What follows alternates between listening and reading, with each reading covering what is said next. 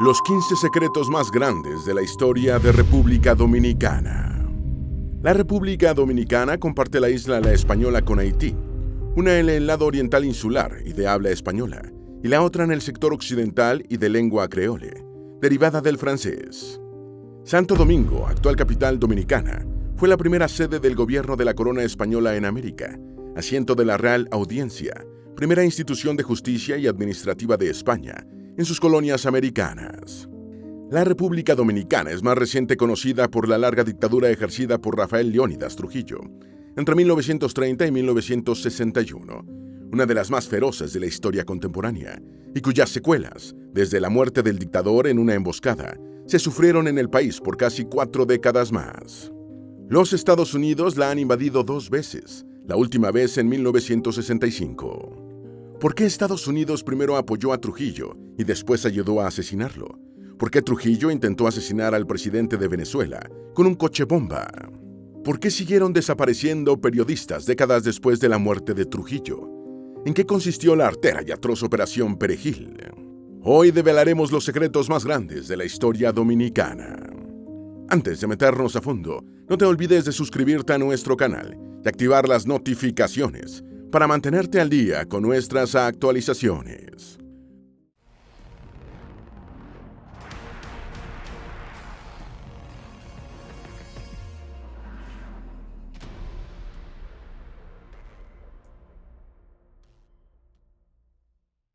Número 1. ¿Qué tuvo que ver la CIA con el asesinato de Rafael Trujillo?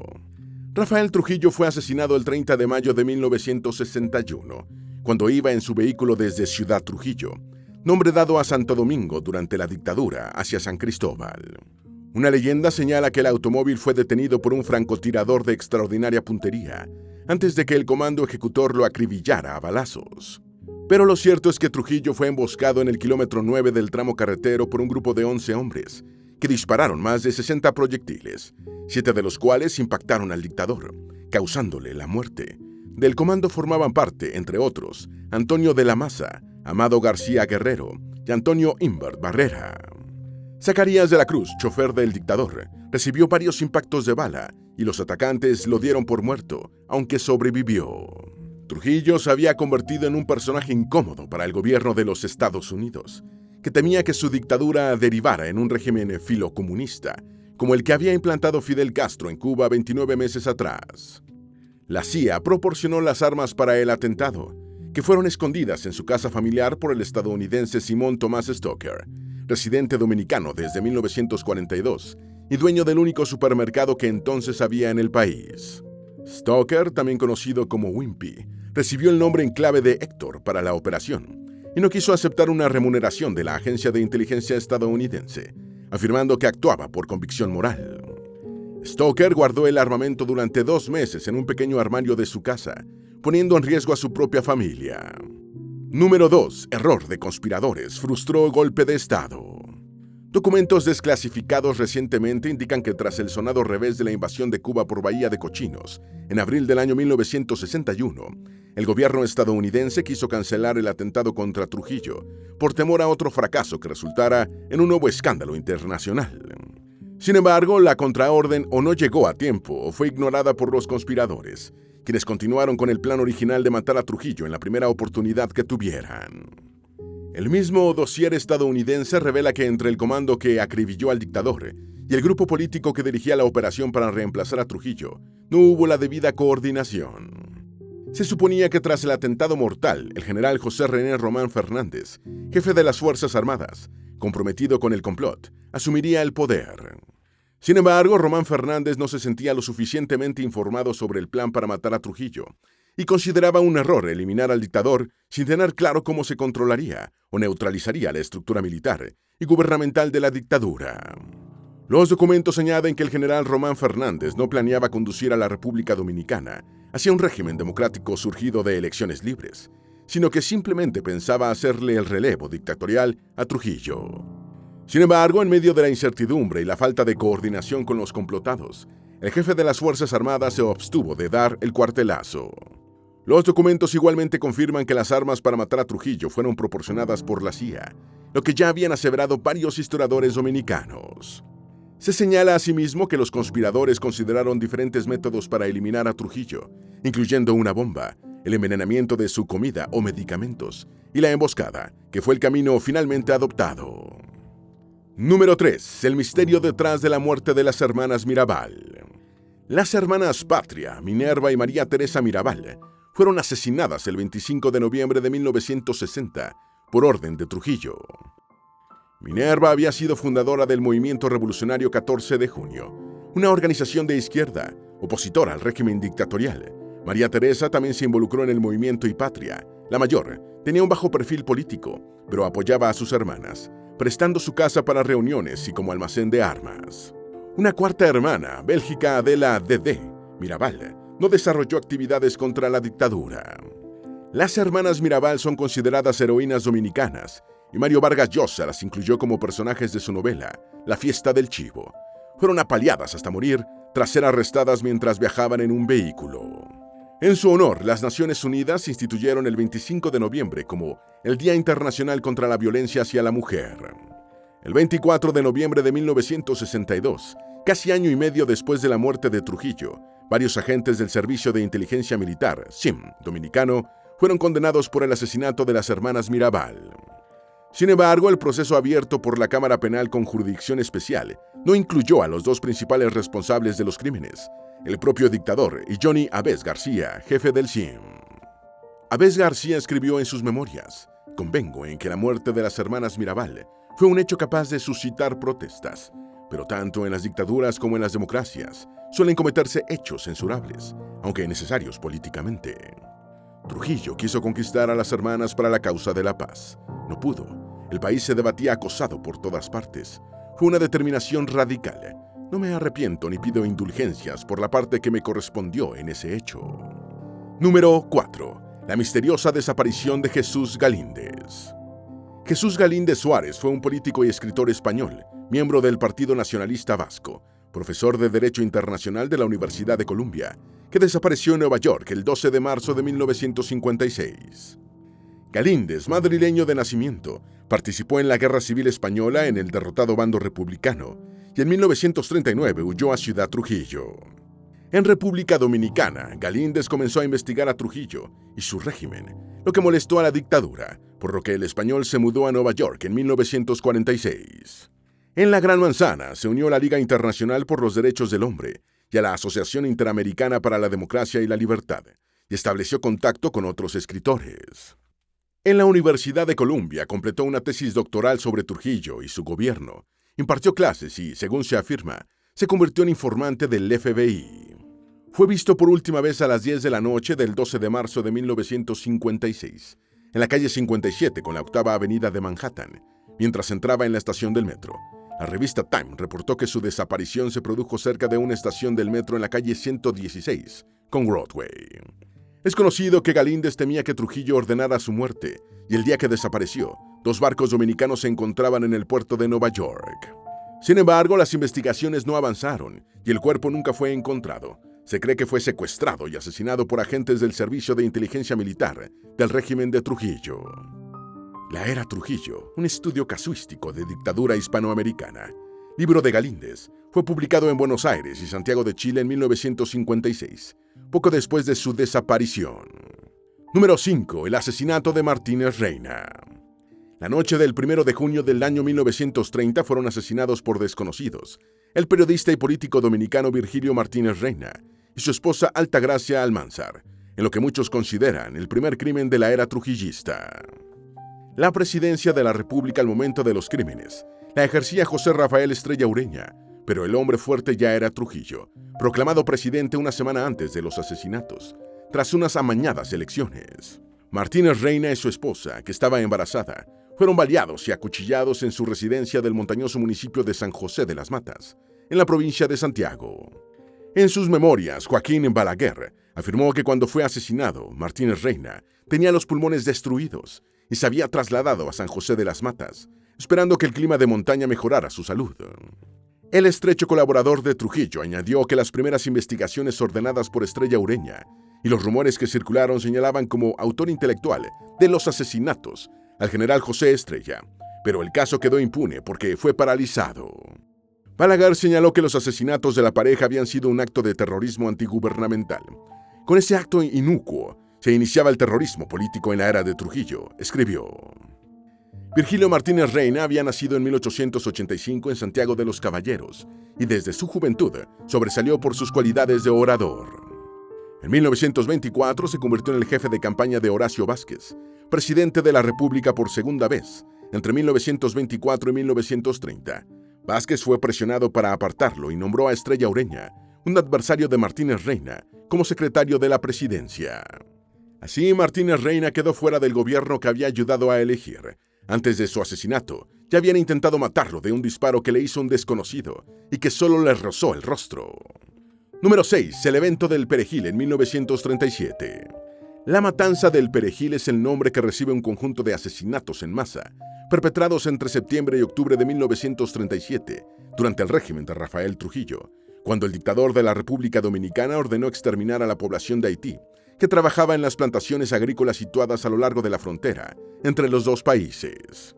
La matanza ha sido situada entre 12.000 y 35.000 personas. Eli Lescott, presidente de Haití entre 1941 y 46, ubicó en 12.168 el número de muertos.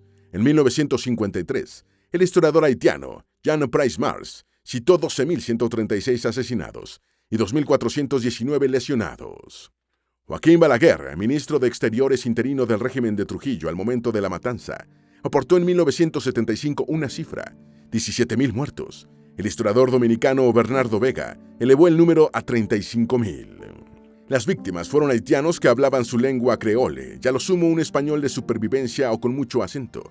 Sin embargo, tenían un alto parecido físico con la población dominicana mulata o de color. Para diferenciar a haitianos de dominicanos y no matar equivocadamente a sus paisanos, el ejército de Trujillo le ordenaba a todo el mundo que pronunciara la palabra perejil. Al hacerlo, los haitianos se delataban y eran asesinados, y de esta artera táctica criminal proviene el nombre de la matanza. El creole no contempla la pronunciación suave de la letra R, y los haitianos terminaban diciendo pésil o algo parecido. Los dominicanos no tenían problemas para decir perejil y salvar la vida. Decenas de miles de haitianos se habían visto obligados a emigrar a la República Dominicana ante la escasez de oportunidades de trabajo en Haití. Trujillo impulsó una política anti-haitiana como un frente de su ideología nacionalista. Número 7. La expedición del 14 de junio de 1959. La expedición del 14 de junio de 1959 fue una campaña militar lanzada hacia República Dominicana en esa fecha por Fidel Castro, casi 6 meses después de hacerse con el poder en Cuba. La invasión tenía como propósito derrocar al dictador Rafael Trujillo e instaurar un régimen comunista en la República Dominicana. El contingente armado estaba integrado por 225 hombres, que incluían 148 dominicanos, 22 cubanos, 13 venezolanos y 42 de diferentes nacionalidades. La fracasada operación estuvo dirigida por el comandante cubano Delio Gómez Ochoa. Uno de los mandos dominicanos fue José Horacio Rodríguez, muerto en la acción. Ochoa fue capturado por el ejército de Trujillo, siendo liberado pocos días después de la muerte del dictador. La expedición constó de 3 grupos. El 14 de junio, 56 hombres se trasladaron en avión a Constanza, municipio de la parte central de la República Dominicana. Los otros 2 contingentes desembarcaron el 20 de junio en Maimón y Estero Hondo, uno formado por 121 hombres y otro por 48. Los 3 grupos fueron casi aniquilados por las fuerzas trujillistas, y los pocos supervivientes sufrieron torturas en la cárcel, incluyendo a Ochoa. En el primer grupo aerotransportado iban Ochoa y Enrique Jiménez Moya, llamado jefe del Ejército de Liberación Dominicana. El dominicano había combatido en la Sierra Maestra durante la Revolución Cubana, alcanzando el grado de capitán. Al parecer, durante la operación, Jiménez Moya quedó apartado de su columna y fue capturado y ejecutado por el ejército de Trujillo. Una importante avenida de Santo Domingo lleva su nombre. Aunque no tuvo éxito, la operación inspiró la aparición del Movimiento Revolucionario 14 de Junio, organización antitrujillista de izquierda fundada y liderada por Manuel Tavares y Minerva Mirabal. Número 8. Intento de asesinato de Rómulo Betancourt en 1960. El presidente venezolano Rómulo Betancourt, primero en ser designado en un proceso eleccionario después de la dictadura del general Marcos Pérez Jiménez, fue objeto de un intento de asesinato el 24 de junio de 1960, en la avenida caraqueña Paseo de los Próceres. Ese día se celebraba el aniversario de la batalla de Carabobo. en la que el ejército venezolano, comandado por Simón Bolívar, selló la independencia de Venezuela de la corona española en 1821. Un coche bomba estacionado estalló a las 9:20 de la mañana al paso de la caravana oficial, matando al jefe de la Casa Militar de Betancourt, coronel Ramón Armas Pérez, y al estudiante Juan Eduardo Rodríguez, que transitaba por el lugar. Betancourt, el ministro de la Defensa, Josué López Enríquez, y el chofer del vehículo presidencial sufrieron quemaduras de primero y segundo grado, y el atentado dejó significativas secuelas en el presidente venezolano, incluyendo una afección del ojo derecho, una sordera parcial y marcas en el rostro y las dos manos. El atentado fue perpetrado por un grupo extremista venezolano de derecha, organizado y financiado por el gobierno de Rafael Trujillo. Betancourt era uno de los principales fustigadores de Trujillo y de Fidel Castro, a los que definía como dictadores, uno de derecha y el otro de izquierda. Al día siguiente, con las manos vendadas, el presidente venezolano denunció a Trujillo desde el Palacio Presidencial de Miraflores como la principal figura detrás del intento de magnicidio. En esa ocasión dijo: "No me cabe la menor duda de que en el atentado de ayer tiene metida su mano ensangrentada la dictadura dominicana, pero esa dictadura vive su hora preagónica. Son los postreros coletazos de un animal prehistórico incompatible con el siglo XX". Después, la denuncia fue presentada ante la Organización de Estados Americanos, y el cerco contra el dictador dominicano continuó estrechándose, siendo objeto de sanciones internacionales. Número 9. La crisis de Palmasola. El 28 de diciembre de 1962 se produjo una matanza en el paraje dominicano de Palmasola, en el municipio centro-occidental de San Juan de la Maguana, que derivó en una crisis en los meses del breve gobierno de Rafael Filiberto Bonelli. 8 días antes de la matanza había sido electo presidente el izquierdista Juan Bosch, en la que muchos consideran la primera elección verdaderamente democrática de la era post-trujillista. El principal móvil de la operación militar realizada por la Fuerza Aérea del régimen fue aniquilar un movimiento mesiánico que estaba tomando ramificaciones políticas revolucionarias, inspirado en las antiguas prédicas de Oliborio Mateo Ledesma, líder de culto asesinado en 1922.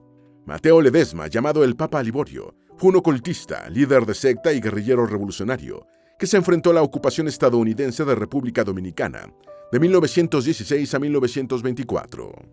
Liborio tuvo 16 enfrentamientos armados con las fuerzas de ocupación, y los estadounidenses lo consideraban el guerrillero más peligroso del país, hasta que le dieron muerte en 1922. El movimiento de Mateo postulaba la salvación del mundo y construir un mundo diferente. En 1962, los hermanos gemelos Romilio y León Ventura Rodríguez recuperaron el legado de Liborio, fundando un movimiento con base en las prédicas del líder de culto. En 1962, el régimen dominicano decidió aniquilar el movimiento de los mellizos. Del lado del gobierno resultó muerto el comandante de la tropa militar, general de brigada Miguel Rodríguez Reyes.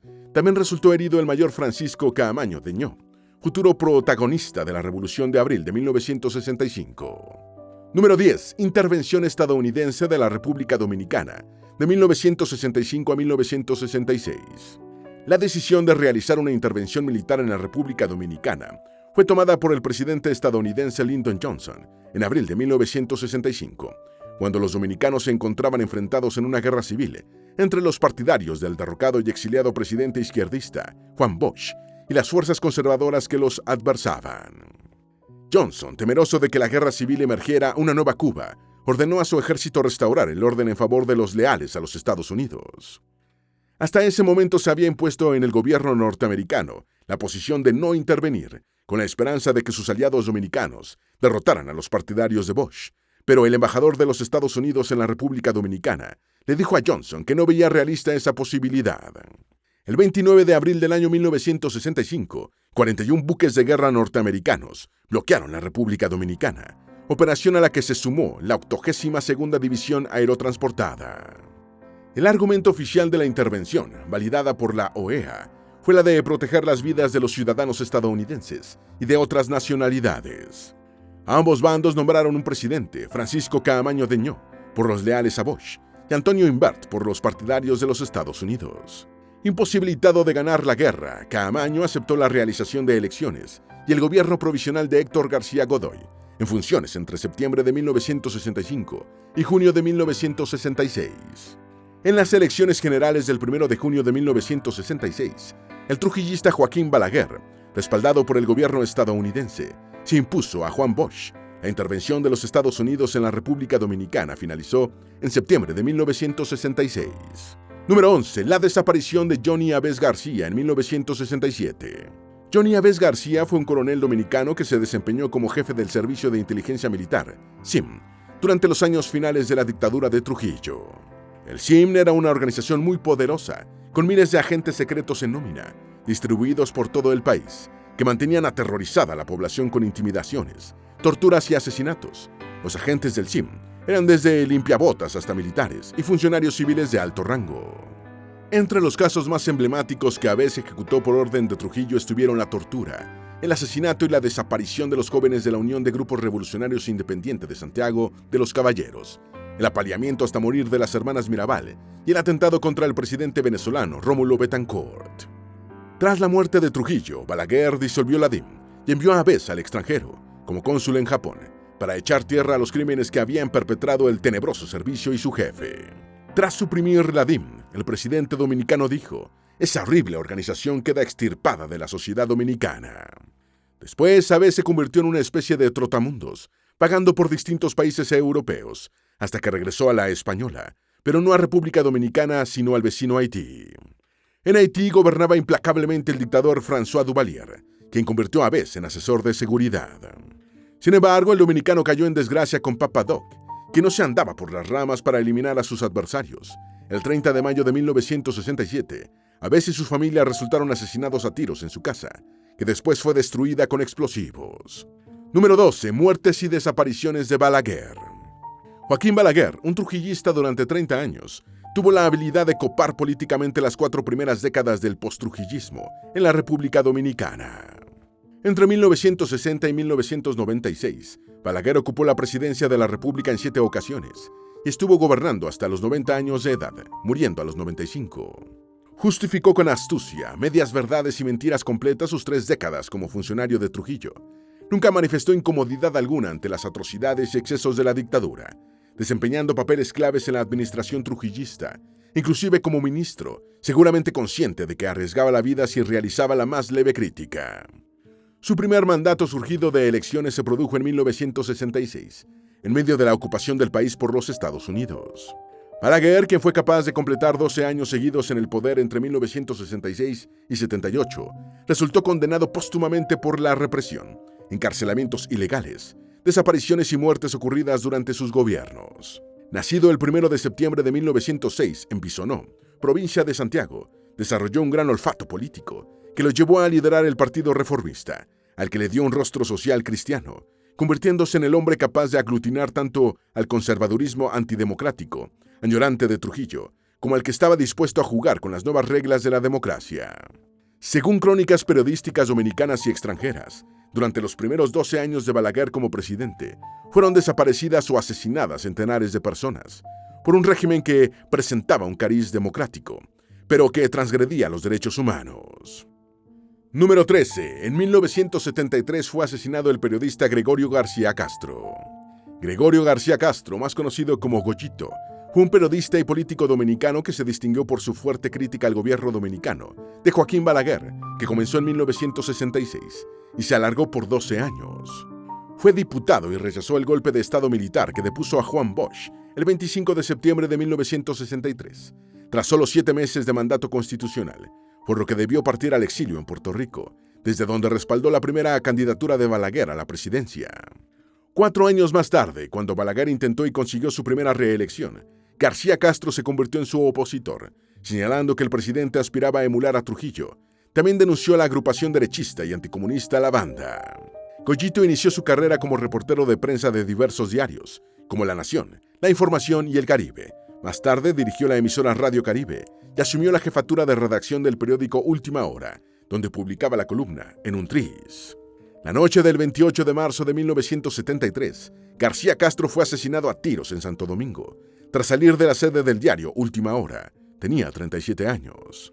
Aunque el asesinato nunca resultó esclarecido, fue considerado un crimen político ocurrido durante el segundo mandato de Balaguer, en el transcurso de su primera etapa en el poder como presidente. Número 14. El asesinato del periodista Orlando Martínez en 1975. Orlando Martínez Howley fue un periodista dominicano de izquierda, miembro del Partido Comunista, asesinado en 1975 durante el llamado decenio de Joaquín Balaguer. Martínez Joly había escrito unos artículos muy críticos sobre Balaguer y fue asesinado a tiros el 17 de marzo de 1975, en la calle José Contreras, cerca de la Universidad Autónoma de Santo Domingo, en la que había estudiado periodismo. El arma homicida, un revólver 38, fue relacionado con el dominicano Mariano Cabrera Durán. Balaguer siempre dijo saber quiénes habían matado a Martínez Joly, pero se negó a revelarlo a las autoridades judiciales. En su libro autobiográfico, Memorias de una cortesana en la época de Trujillo, el expresidente dominicano fallecido en 2002, a los 95 años, dejó una página en blanco sobre el caso del periodista. Balaguer había hecho un simulacro de investigación, ofreciendo una recompensa y haciendo algunos arrestos, hasta dormir el caso.